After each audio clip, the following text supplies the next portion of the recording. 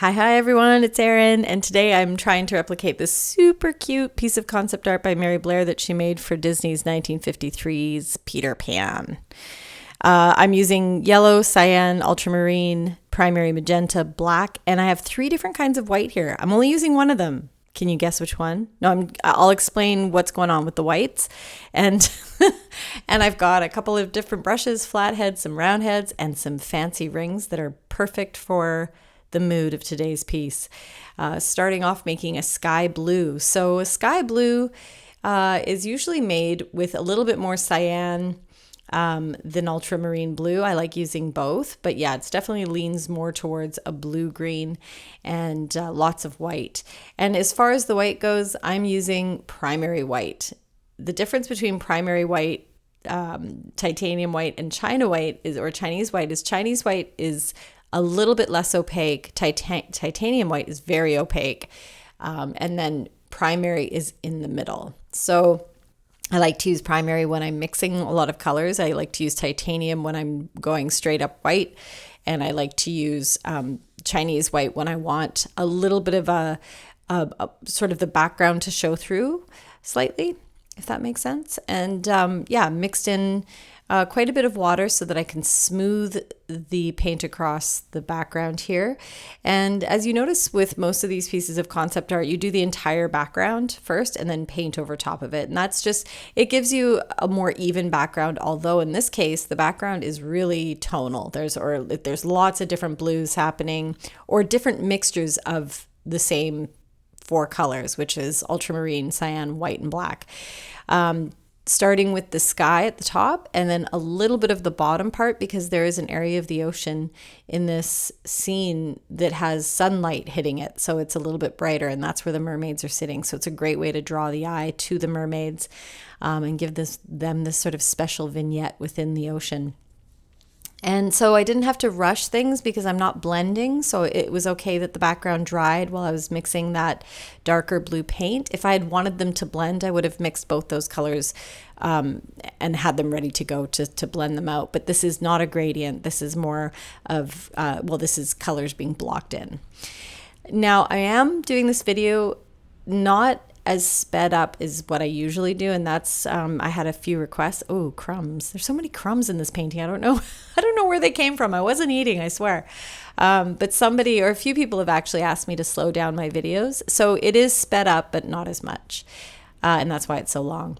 This is a great technique, just using the edge of your flathead brush with paint that's thicker, not as much water has been mixed in, so I get those nice sort of ripple effects, and just blocking out here where I'm going to do the shadow. So there's the shadows of the rocks that the mermaids are sitting on. And the flathead brush is fantastic for doing Mary Blair work because so much of her work was abstracted shapes, but a lot of those shapes were more angular and had sharper edges as opposed to rounded shapes. So the flathead brush comes in handy. And when I'm doing this dry brush effect in the background of the sky with more ultramarine blue, I turned my canvas on its side here, or long ways, so that I could drag pulling downwards. I find that it's a lot easier to drag pulling downwards when I want to control the pressure, so that I can make that dry brush effect. The less pressure you put on your brush when you're doing dry brush, the more texture you'll get on the page. And I've started a new lid here, mixing my colors, because I realized I had put a little bit of black in my blue mixture and it really dulled the color too much. I wanted to keep the colors a little bit more vibrant, more true to the original artwork. And so I started a new yogurt lid here with the ultramarine, cyan, and white without any black at all. And then I sort of smoothed over the ultramarine dry brush effect. But she did do that in her original piece. You can see that some of that dry brush is blended in and some of it remains more textured. So the sky in this piece is really, it's really cool because there's a lot of different variations of that blue mixture, plus there's dry brush, plus there's blending. So you have a nice variation happening. It just creates more visual interest, I suppose. And it really adds to the scene. The whole scene just feels really energetic and abundant. There's a lot to look at, even though it's a very simple palette. I'm just bringing in a little bit of dry brush here in the ocean area. And you can see that section in the center is so much lighter. It's really beautiful. I love when you look at the ocean, especially here where I live, it's quite dark. The ocean's like this dark, dark green. But when the light hits it in just a certain way and you can see underneath the surface and it becomes more transparent. And that's that's the feeling I get when I look at this painting. Oh, here I go with my Winsor Newton number 6 and mixing in a little more ultramarine and black here, just making a punchier color, deep color. And yeah, getting that mix just right, adding a little bit of water at a time until it's really nice and smooth and creamy. I don't want any resistance on my page. I roll my brush so that there's a nice fine tip so that I can do this foliage that's growing out of the side of the cliff. It's funny, it kind of looks like hairy legs, like a giant hairy leg. But yeah, you want your gouache to be a nice smooth consistency when you're doing work like that, when you're doing line work, as opposed to dry brush. Now I'm just looking at the original piece at my reference and checking out where the black background texture is. And this part was so much fun to do because, well, I'm a big fan of Mary's textural applications, because when you do them, you don't really have to worry about it, right? It's very hard to mess these up. So you just go in. I started with quite a bit of paint, not barely any water. My brush was just slightly wet. Get some paint, get some of the excess paint off of the brush, and then just go in and start with a few strokes. And then I start to dab, which is what I'm doing now, sort of stabbing the the page, get out some of my aggression there. No, it looks great. And it's, moving my brush around so that I'm getting different angles. This part is sped up a little bit more just because, well, it took me a while to do this part. So I didn't want this video to be 2.5 hours long, which is how long it actually took me to paint this piece. But yeah, fun thing to do is getting in that background. There's going to be more of that texture throughout. Yeah, it's a big part of what makes this piece, again, feel so abundant and just so interesting to look at. There's so many textures. It also creates a nice backdrop to the lighter foliage that we see growing all over it. So we get these nice tonal variations behind the foliage, creating shadow and light, as well as the texture. So just doing a bit more of that sort of dry brush down there at the bottom, and then bringing in this little side and some darker. So this time I'm you can see me taking the paper towel and sort of patting away some of the paint, but then I also want some areas to remain quite dark on top of that lighter gray background. So there's just, again, tonal variation, meaning different value, a value range. So going from very dark to a lighter gray. And now I'm using my number 6 brush again, and I've added more water to the mixture so that it'll be even smoother when I lay down this rock formation that the mermaids are going to be sitting on. And I love the shape of this rock that's jutting out of the water. The way it's attached to the water or to the ground under the water in 3 places. And it's very sculptural. There's this cutout in the rock, and just the shape of it reminds me so much of sculptures from the mid-century. And it's pretty cool. My great aunt, so my grandma's, on my mom's side, my grandma's sister was an art dealer, not really an art dealer, but she brought in sculptures and artwork from different parts of the country and different parts of the world and sold them in the mid-century. And a lot of them were, shaped like that and just really had that look. And I always loved her apartment. It was just so cool. She had the best furniture, the best style, and it was a lot of stuff that looked like that. So this was really fun. So the paintbrush here, you can see it's wet, and then it's been broken up into sort of 3 little sections. And that's wonderful because look at the effect we get there. We get a little bit of space in between the strokes. So it's not dry brush necessarily because my brush isn't dry, but I'm using the shape of the brush, these sort of the gaps in between, and that added just another stroke, another mark, another texture. Now these were tough. I haven't switched to my number 2, which I have now. You can see, am I using my number 2? No, not yet.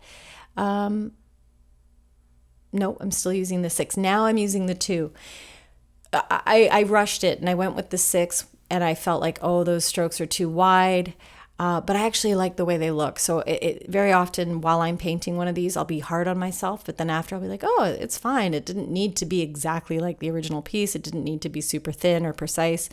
But I do switch to the number 2, and I'm going to lose any chance of me having a sponsorship by Winsor Newton by saying this, but this number 2 brush was such a disappointment. So I'm actually returning it because it's a little more blunt than my original number 2 brush.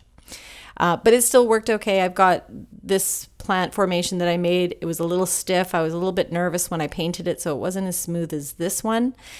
And yeah, it's an interesting phenomenon because it happens every time I paint one of these. Is the first time I do a long gestural stroke, I tighten up a bit, and I don't do it as smoothly and organically as I would like to. But then it does loosen up, so that one was a little bit better. With these plants that Mary does, she did these in a lot of her pieces, especially for Peter Pan and Alice in Wonderland. These vines that grow that have the leaves, these pointy leaves, and her leaves are far pointier than what I've done. They almost look like they have sword tips, especially in this piece. They're really quite dramatic. And later on, I figure out the better method, which is to do the spines of the leaves first, do all of them, and then do the leaves, and allow the tips to stay very, very sharp and pointy. But at this point, for whatever reason, it's like I always forget, and then I don't remember until like the third one that I do in a piece. So maybe I'll remember now that I've mentioned this in a video. I'm going to take a sip of my coffee. I just woke up from a 2.5-hour nap because for some strange reason, I woke up at 5 o'clock today and didn't fall back asleep until 9:30. And then I slept for 2 hours. Yeah, very strange. Anyway, here I go. We're going to start doing some of the sweet little flowers throughout the okay, I'm going to take a sip of my coffee. Hold on. There I go. Back to my ASMR. I know now it's called ASMR. You need the audio in there. Is that what the A stands for? Oh man, I should just stop. I'm going to get something wrong again. I'm mixing in primary magenta with primary ultramarine, and those two make a really lovely purple. I've mentioned this before. A nice true purple is made with a cool red and a warm blue, which is the magenta and ultramarine. And putting these cute little starfish and flowers throughout the piece. Did I talk about the whites? Oh no, it's a history lesson. No, I'm just kidding. I meant the white paints. Did I talk about that? Titanium versus Chinese white versus... Have I? Oh no, maybe I should go back and listen. Okay, if I've already talked about it, I will stop and then record over this. But if I haven't, the difference is that a titanium white is more opaque than the other two. There you go. That's it. That's a quick a quick lesson in white paint. The zinc paint or zinc white is what Chinese white is. It's made with zinc instead of titanium. It's a little bit less opaque. It's more transparent. And yeah, there you go. And they're cool whites. And primary is just in the middle. It's the one that I tend to go towards. So we're continuing on with some of this. Some of these details here, and this is a good time to mention, I should have said it while I was doing those water lily or the little water flowers, but it's really nice when you can allow your brush to create a shape instead of having to outline a shape and fill it in, or draw a shape and then fill it in. Is just allowing the brush to dictate the shape. So you can see the tips of those little pink flowers in the water. Each one of those is just basically the tip of my brush, right? These were tough. These turned out a little bit thicker than I wanted them to be. But again, in the end, I thought it looked fine. But a tip for that is watering down your gouache a little bit more so that it does have an even smoother stroke. And the brush that I'm using, so this number 2, it felt to me like the tip of this number 2 is more blunt than what I'm used to. And also a number 2 brush will not hold a lot of paint. So that's why the 6 is great, because the 6 holds a lot of paint. So you can water down your gouache and do these types of lines and keep going. You don't have to go and fill your brush up again. So I like that. I like the ease of that. Oh, and this is great. So this, by moving my brush around, by changing the angle of the head of my brush, I get that really cool sort of foliage look with that mark. And continuing on creating that darker background for when the mermaid sits there and she really pops out against that dark background. And some more of these vines that Mary's so well known for. That one turned out good. Let's talk about Peter Pan just a little bit. I did some research, and I won't go too into depth, but I'll share a few things that I learned. Oh, my cat friend's coming back. I have this new cat friend. The neighborhood cat has decided that she likes to come over and get cuddles, and she just arrived, so I gotta let her in. Okay, I'm gonna stop the video, and then I'm gonna come back.